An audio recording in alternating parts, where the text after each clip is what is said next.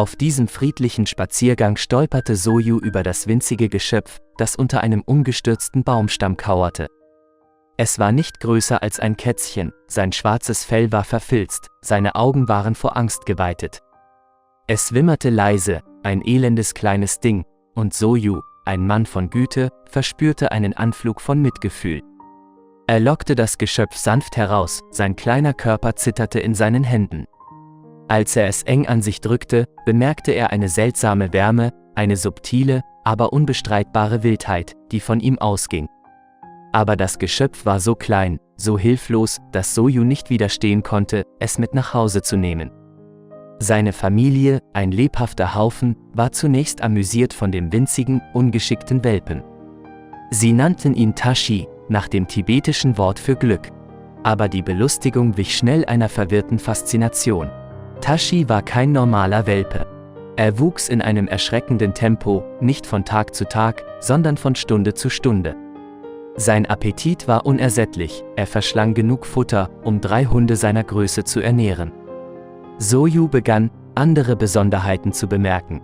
Tashis Fell, zunächst ein weicher, schwarzer Mantel, wurde gröber und nahm einen Glanz an, der das Licht wie polierter Obsidian reflektierte. Sein Bellen, anfänglich ein leises Wimmern, entwickelte sich zu einem tiefen, gutturalen Knurren.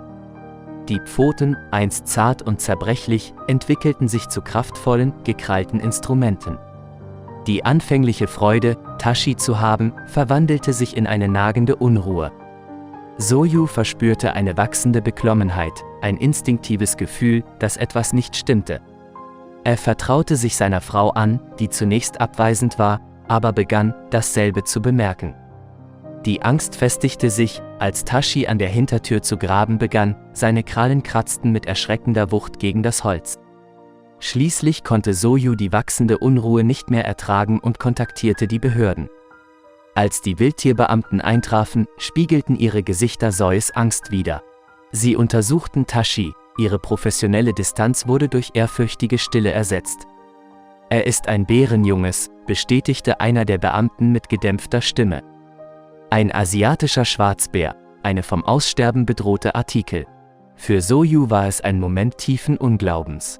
Wie konnte ein Welpe, ein Geschöpf, das er in seiner Hand gehalten hatte, sich in einen wilden Bären verwandeln?